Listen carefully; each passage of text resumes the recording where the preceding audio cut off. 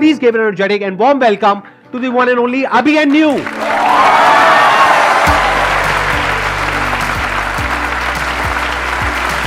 क्या हाल चाल जी? All good.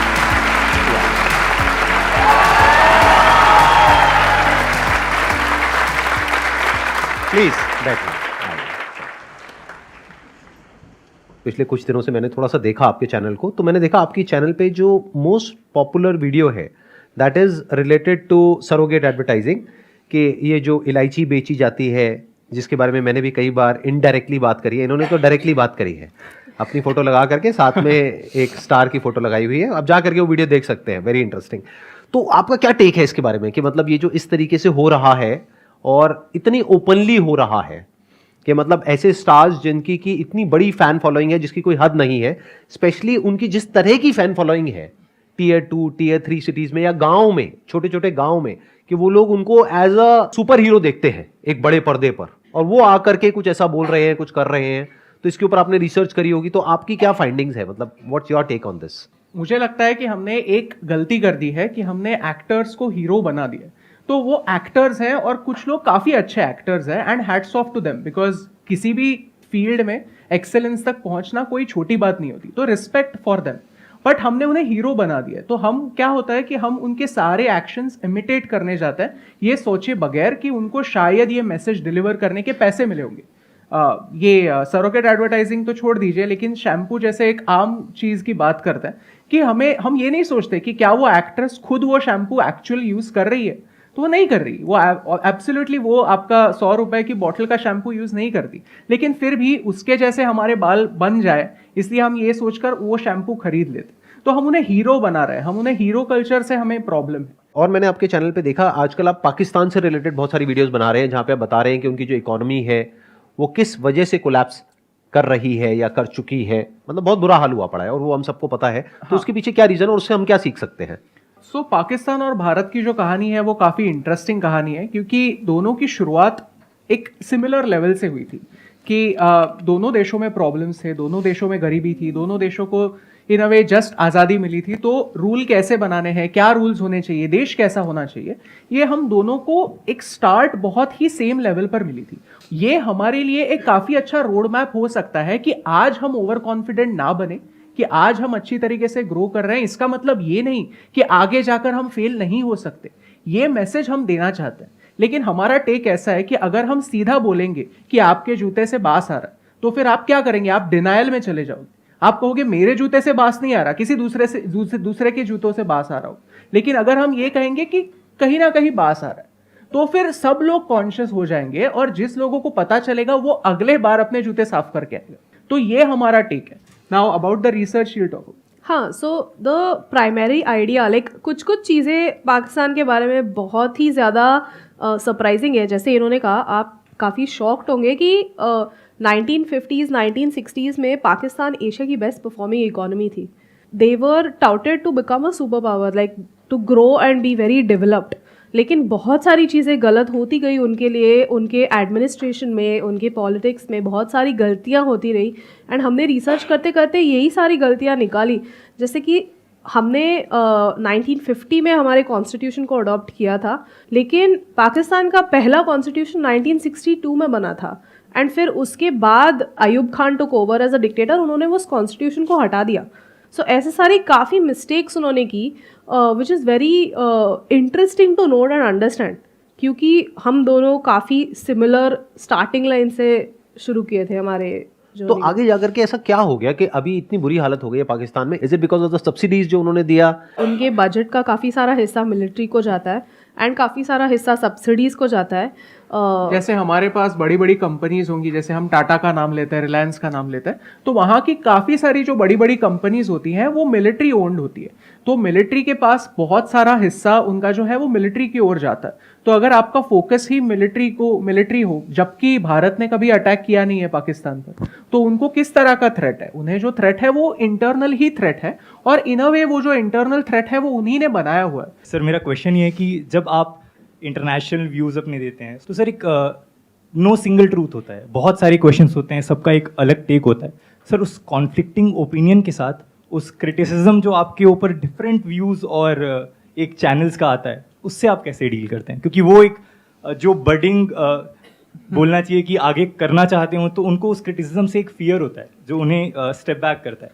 अक्सर क्या होता है कि मेरा ये मानना है कि पॉजिटिविटी या फिर जो भी सपोर्ट होता है वो हमेशा साइलेंट होता है। यानी जो लोग सपोर्ट करना चाहते हैं, जो लोग हमारे ओपिनियन से अग्री करते हैं, वो चुपचाप वीडियो को लाइक कर देंगे, अपने व्हाट्सएप ग्रुप में शेयर कर देंगे, 4-5 लोगों को बता देंगे कि भाई ये वीडियो देख ले, और चुप रहेंगे। लेकिन जो लोग अग्री नहीं करते वो लंबा चौड़ा कमेंट लिख देंगे।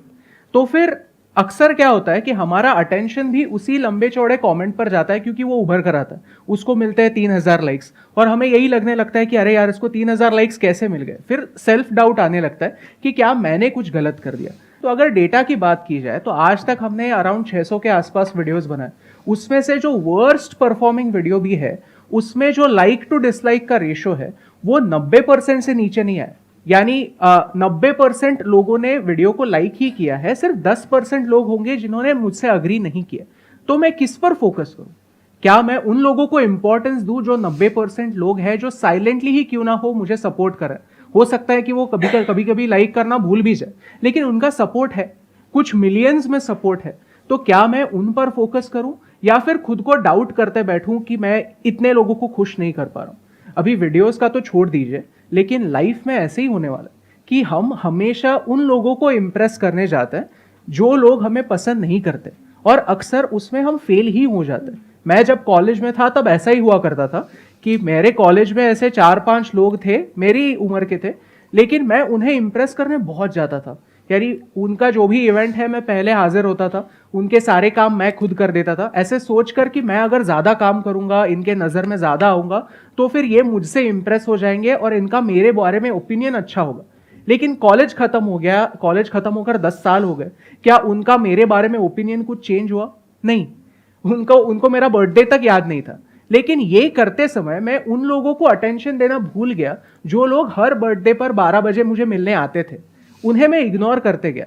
तो अक्सर यही होता है कि हम नेगेटिविटी को टेंडर करने इतने जाते हैं कि हम जो इतने सारे लोग हमें सपोर्ट कर रहे हैं उनका ओपिनियन सुनना या फिर उनके ओपिनियन की कदर करना भूल जाते हैं। बट हाँ, आपके जो भी अटैक्स हो वो एक क्रिएटर के ऊपर ना हो, वो क्रिएटर के ओपिनियन के ऊपर हो। अभी ये अगेन एक काफी नुआंस्ड आर्ग्यूमेंट हो जाती है कि आप अगर मुझसे अग्री नहीं करते तो फिर आप ऐसे बोल सकते हो कि अभिराज ने ये जो बात की वो बात गलत की। आप इस बात को लेकर मत बैठ जाओ कि अभिराज काला है। अभी ये बात अगर आप लेकर बैठ जाओगे तो फिर वो पर्सनल रिमार्क हो गया। तो ऐसे अक्सर होता रहता है, और सिर्फ मेरे बारे में नहीं, नीयू के बारे में भी होता रहता है कि लोग कोई ऐसी चीज पकड़कर बैठ जाता है जो पर्सनल चीज हो, तो उसका गुस्सा आता है, लेकिन वो गुस्सा मन में रहता है।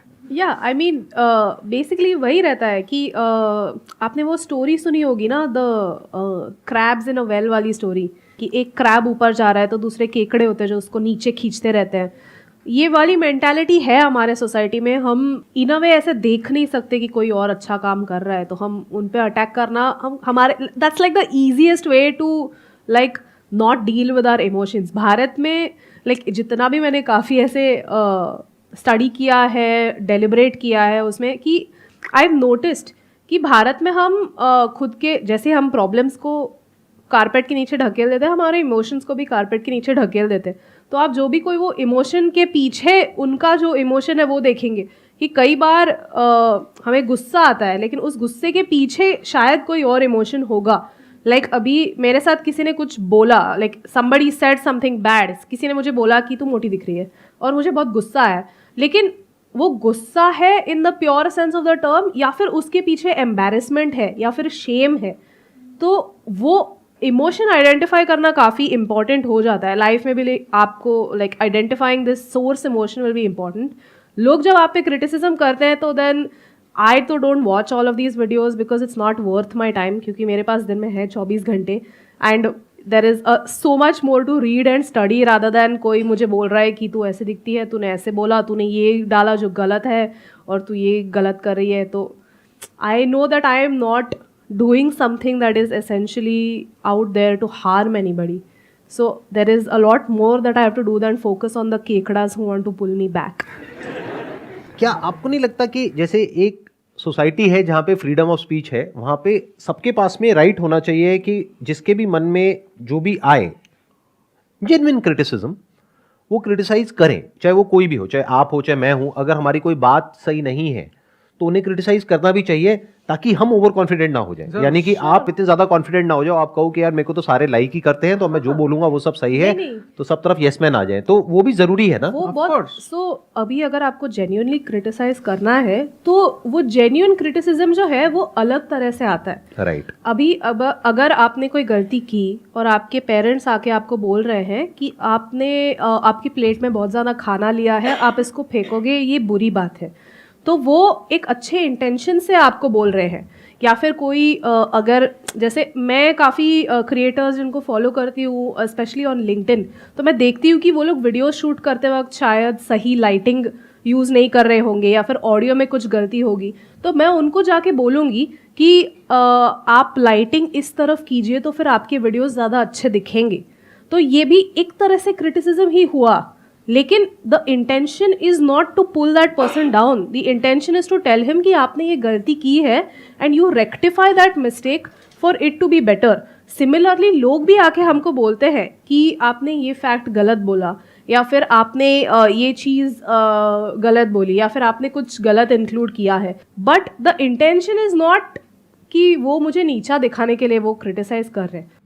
जो कोई भी आपका वेल विशर होगा वो आपको जो भी क्रिटिसिज्म देगा वो आपके for you to grow better ही वो टाइप का क्रिटिसिज्म देगा। It's constructive.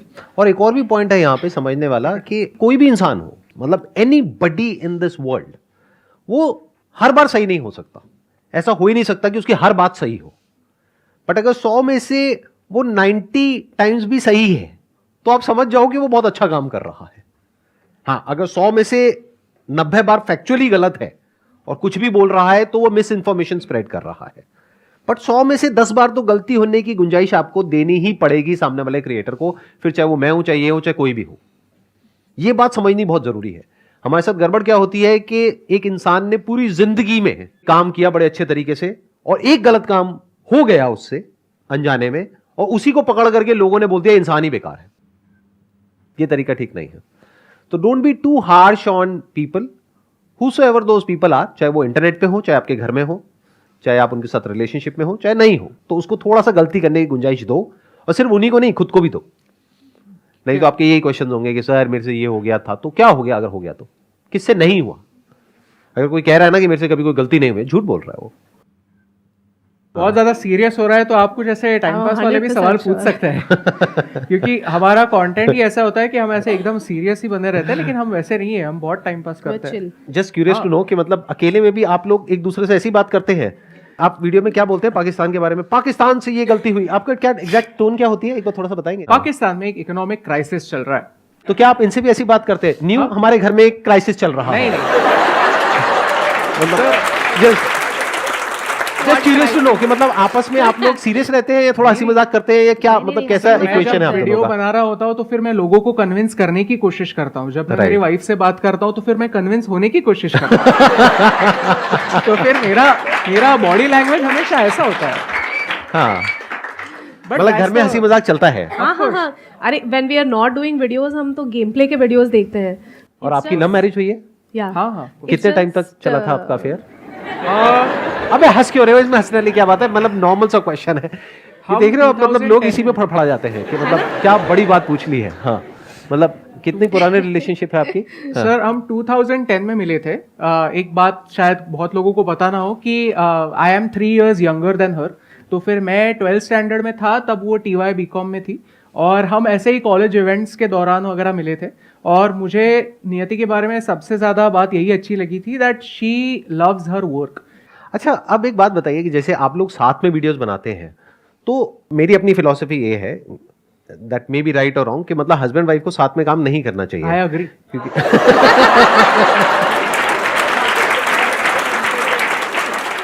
सर मैंने आई एग्री क्यों कहा वो भी बता देता हूँ क्योंकि नहीं तो घर जाके मार पड़ेगी। नहीं। हाँ। ये तो है ही हमारा, ये exactly this is the right thought कि नहीं काम करना चाहिए। हाँ। क्योंकि क्या होता है कि जब भी अगर हम साथ में काम कर रहे हैं तो हम बिजनेस पार्टनर्स भी हैं और हम लाइफ पार्टनर्स भी हैं। अगर कल जाकर हमारे बिजनेस में कुछ प्रॉब्लम्स आ गए तो फिर उसका इम्पैक्ट हमारे लाइफ पार्टनर पर भी होगा। यानी we are putting all the eggs in the same basket. तो फिर अगर जब तक चीजें अच्छी चल रही है तब तक तो everything will be fine, but अगर एक दिन जाकर कुछ बुरा हो जाए तो फिर उसका इम्पैक्ट दोनों पर होगा। हम ऐसे नहीं कर सकते कि हम बिजनेस को ऑफिस में बंद करके घर चले आए, वो हमारा बिजनेस हमेशा हमारे साथ आने ही वाला है। तो ये एक काफी बड़ा रिस्क है, लेकिन इसमें I am very lucky that मुझे नियति जैसी पार्टनर मिली। सर मेरा एक क्वेश्चन ये है, क्वेश्चन नहीं है लेकिन बस मेरा मेन कहने का ये मतलब तात्पर्य है कि एक सीरियस मुद्दा जैसे शुरुआत हुई थी सेशन की कि पाकिस्तान की इकोनॉमी नीचे जा रही है, उस टॉपिक से रिलेटेड है कि भारत के लिए जैसे भारत की जो पॉपुलेशन बढ़ रही है वो एक अहम समस्या बनेगी भविष्य में। उसका सर थोड़ा सा लोगों को जागरूक कर देते या फिर थोड़ा सजेशन दे देते जो भविष्य में। I have a very good आपकी शादी हो गई है? I have a very good answer to that. Okay, हाँ, हमें जो भी चैप्टर्स पॉपुलेशन के बारे में हैं हमारे टेक्स्ट बुक्स में, वो हमेशा बताया गया है कि पॉपुलेशन एक बर्डन है। बट अगर आप कोई भी वेस्टर्न इकोनॉमी को देखोगे तो आप नोटिस करोगे कि अब उनका पॉपुलेशन कैसा होता है कि जिस तरह से हमारी सोसाइटी अभी फॉर्म है वो ऐसे है कि जो कोई रिटायर्ड लोग होते हैं उन्हें जो भी बेनिफिट्स मिलते हैं, जैसे कि स्टेट से कुछ पेंशन मिले या फिर उनको टैक्स में कुछ कम हो या फिर ऐसे वेस्टर्न इकोनॉमीज़ में उनको पेंशन वगैरह मिलता है, सोशल सिक्योरिटी बेनिफिट्स वगैरह मिलते हैं, उन चीज़ों को फंड किया जाता है जब जो भी यंगर लोग हैं जैसे आप लोग हैं, आप पैसा कमाएंगे, आप उस पर टैक्स देंगे या फिर उनको फ्री हेल्थ केयर वगैरह मिलता है, तो ये सारी जो बेनिफिट्स हैं वो आपके टैक्स रेवेन्यूज से आता है। एंड हर पॉपुलेशन का एक ऐसे रिप्लेसमेंट लेवल होता है विच इज़ 2 चिल्ड्रन। 2 बंदे, उन्हें रिप्लेस करने वाले 2 बंदे बन जाए, रिप्लेस। ठीक है भाई, 2 कर सकते हो। हाँ, अभी आप जापान में देखोगे तो Japan economy is in a population, उनका पॉपुलेशन कोलैप्स हो गया है बेसिकली। उनके जो यूथ हैं they don't want to have kids any more and they are also growing older. So what's happening is the entire society is now filled with old people and they don't know what to do with it. They don't know how to deal with a bunch of old people. Economically कैसे handle किया जाए, इन सबको health care की ज़रूरत पड़ेगी, इन सबको pension की ज़रूरत पड़ेगी, इनफैक्ट इन सबको एल्डरली केयर की भी ज़रूरत पड़ेगी। तो ये सारी चीज़ें करने के लिए कौन करेगा? यूथ ही, बच्चे नहीं है। अगर लोग बच्चे नहीं पैदा कर रहे हैं तो ये आप जापान को स्टडी करेंगे तो आप देख सकते हैं। आपको क्यों लगता है कि कनाडा जैसे देश लोगों को इतने ओपनली वेलकम कर रहे हैं? क्योंकि आप यंग हो और वहाँ पे लोग यंग नहीं है, तो उनकी देखभाल करने के लिए आप वहाँ जाए, वहाँ पैसे कमाए, उनके देश में टैक्स भरे और उनके बेनिफिट्स फंड करें। ये सत्य है। आप देखिए हर एक डेवलप नेशन का जो पॉपुलेशन पीक है वो पॉपुलेशन कोलैप्स की तरफ बढ़ रहा है। हमें अगर ऐसे सोचना है कि पॉपुलेशन एक बहुत बड़ा पॉपुलेशन है जिसे हम जॉब्स वगैरह नहीं दे पा रहे, अगर ये सपोज हमारा प्रॉब्लम है, तो क्या हम, अगर आपको लगता है कि पॉपुलेशन एक प्रॉब्लम है, तो क्या हम ऐसे सोच सकते हैं कि rather than having our own children why can not we adopt? क्योंकि जब हम अडॉप्ट करते हैं तब हमारी भी इच्छा पूरी हो जाती है कि हम माँ बाप बने, किसी हम दूसरे को भी एक अच्छी जिंदगी देते हैं। जो एक्चुअली एक देश के लिए प्रॉब्लम हो सकता था उन्हें हम एक अच्छी जिंदगी दे रहे हैं। तो हम एक एग्जिस्टिंग प्रॉब्लम को सुलझाने में हेल्प कर रहे हैं और उसमें हमारा भी फायदा हो रहा है। लेकिन हमारे लिए बच्चे पैदा करना एक इमोशनल डिसीजन हो जाता है। तो ये ऐसी सारे नुआंस्ड आर्ग्यूमेंट होने की वजह से हमें ये पहले तो डिफाइन करना पड़ेगा कि क्या हम इमोशंस को साइड में रखकर इसे सिर्फ रैशनली देखने के कंडीशन में पहुंच गए हैं। सिर्फ आप और मैं नहीं, एज अ नेशन कितने लोग ये एक्सेप्ट कर सकते हैं आज की घड़ी में कि मुझे एक भी लड़का नहीं होगा मेरी फैमिली में तो चल जाएगा। मैंने मुंबई में ऐसे देखा है कि जो हमारे घर में बाई आती है काम करने के लिए, उनके 4-4, 5-5 लड़कियां हैं और जब उन्हें लड़का हो जाता है तब वो एक साय ऑफ रिलीफ लेती है कि हाँ भाई बस हो गया, अभी एक लड़का घर का चिराग हो गया, अभी और बच्चे पैदा करने की जरूरत नहीं है। उन्हें पता है कि इन 4-5 लड़कियों की रिस्पॉन्सिबिलिटी लेने के लिए मैं केपेबल नहीं हूं, मेरा हस्बैंड केपेबल नहीं है। तो ये सारी चीजें हैं। तो भारत एज अ सोसाइटी, क्या हम ये चीज एक्सेप्ट करने के लिए रेडी है कि पॉपुलेशन को हमें रैशनली देखने की जरूरत है? क्या हम इमोशंस को साइड में रख सकते हैं? अगर हम इमोशंस को साइड में रख सकते हैं तो कितने सारे अनाथ बच्चे हैं जिन्हें हम अडॉप्ट कर सकते हैं। तो अगली जनरेशन, आप हमारे लिए होप है। तो क्या हम उसके बारे में एटलीस्ट एक थॉट रख सकते हैं? आप आपके पार्टनर से चर्चा कर सकते हैं कि क्या हम अडॉप्शन के बारे में सोच सकते हैं, तो वो आप कर सकते हैं अगर आपको लगता है कि population is a problem. Thank you so much for coming. It was pleasure meeting you and pleasure talking to you. And thank you so much. Thank you. Thank you. Big round of applause for them.